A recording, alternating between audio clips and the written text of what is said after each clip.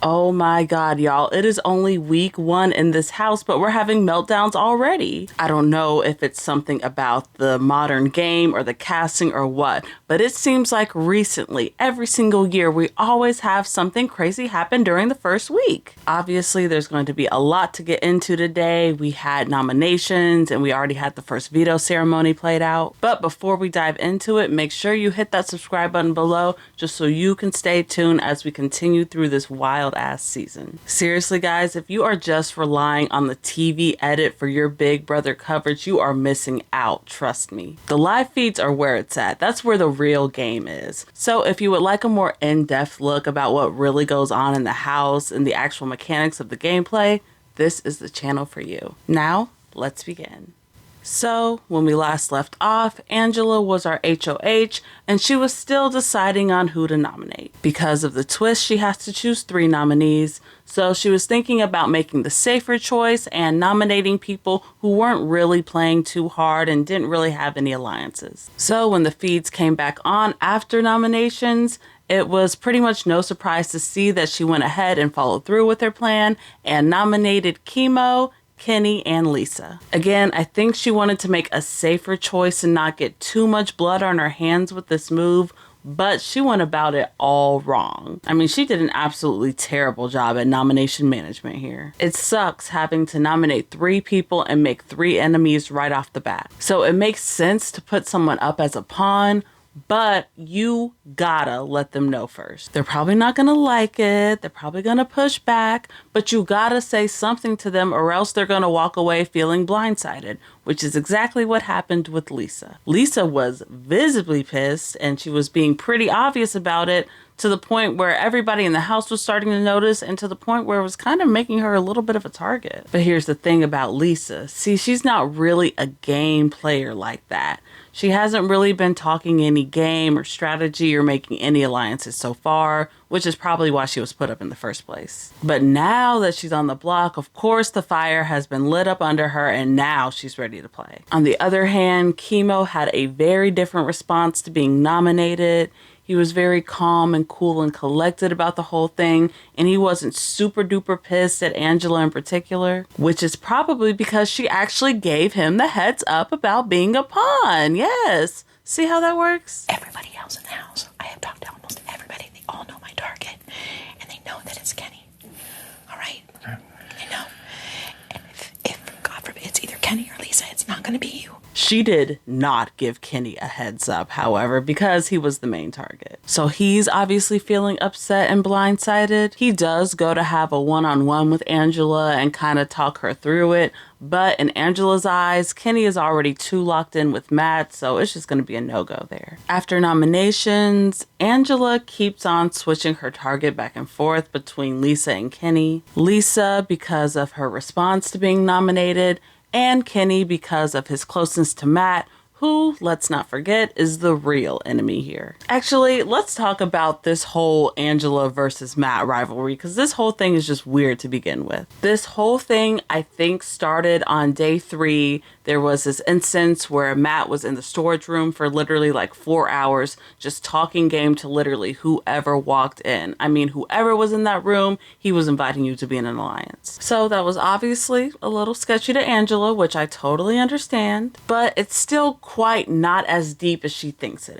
is. I think Angela sees Matt as this like handsome jock prom king type of guy who just has everybody wrapped around his finger. But that's not really true at all. Like, Matt has Makensy, Matt kinda has Leah, kinda has Kenny, but that's pretty much it. Matt is just the loudest. He is the loudest and he will talk game to pretty much anyone. So there's this perception out here that he's the leader, but in reality, he really doesn't have that much pull. At least not right now. If Matt comes into power next week, obviously I can see people flocking to him more. But as of right now, Matt really isn't doing that much. On the other hand, Angela has all the power this week and therefore she has a decent amount of pull in the game. And if she was a little bit more stable, more organized, and more sure of herself, she could easily build a majority alliance this week. And she has kind of tried. It's just that her paranoia keeps on getting in the way of her solidifying anything. In fact, there was a majority alliance that was headed by Quinn called the Collective that was pretty much handed to Angela on a silver platter, and it wasn't perfect, but it was still a pretty good start. And they had all agreed right before bedtime to go ahead and make this a thing, but that's until Angela woke up the very next morning with some very choice words for Matt.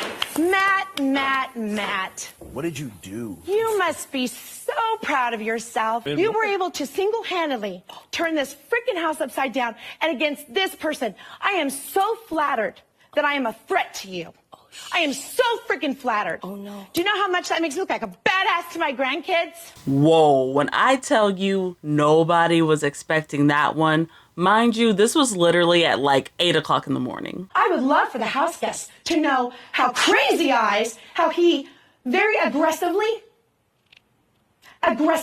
Matt, threatened me verbally in my room on our one-on-one. Just last night, everything was chill. Matt and Angela even had a little chat. Things were cool. And now everybody's just wondering, what's wrong with Angela? I mean, it is only week 1, but we are already here. Crazy Eyes.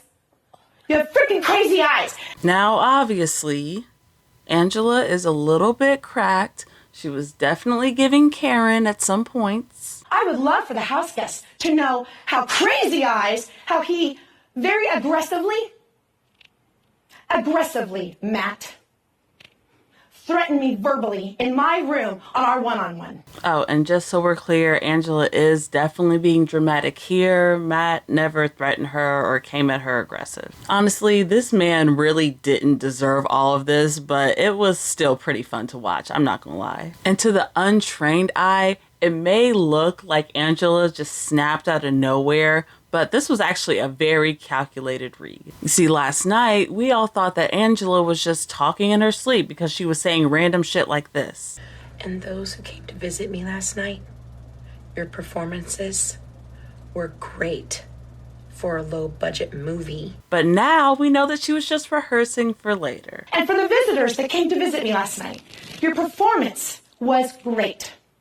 It was absolutely great for a low-budget movie. So after this random meltdown, of course, it is now time to go compete in the first veto ceremony. And when the feeds come back on, we see that Lisa has won the power of veto. Yay, good for her. Obviously, she's going to be taking herself off the block, leaving room for one more person. And Matt is looking like a very fine option for that block for Angela right now. But even if he does go up, there are still a few things that could keep him in the game. For one, there is a new twist that's changing up things a bit. Obviously, there are currently 3 nominees. So sometime before the eviction, they're going to compete in another challenge called the AI Arena. Only the 3 nominees are going to compete in this one, and whoever wins is going to get taken off the block, leaving the other 2 remaining on there. I gotta say, I don't love this twist. To me, it just makes it a lot harder for the HOH to make a big move because technically you can't even blindside anybody, like at all. So it just incentivizes people to play it more safe, which is boring. The other thing that could possibly get in Angela's way is the deepfake HOH and the America's Veto twist. We've learned that Quinn has the deepfake HOH power, and we're not exactly sure what it means, but my best guess is that it allows him to nominate someone secretly somehow. And we know that Makensy has America's Veto, and that gives her the power to remove whoever she wants off the block, and then America, that's us, will vote for the replacement nominee. So theoretically, Makensy could use that on Matt if he's nominated this week, which would make everything confusing, messy, but a whole lot of fun. So that's all I have for now. Again, there's still a lot of moving parts in the game. There's a lot of smaller groups and alliances forming here and there. But a lot of times, especially in the beginning of the game like this, these alliances are formed and they fizzle out just as quickly. So there's nothing super big to report on yet. But when it does happen, I'll let you know. Of course, I will still be back later to update you all with what's going on in the house. But until then, peace.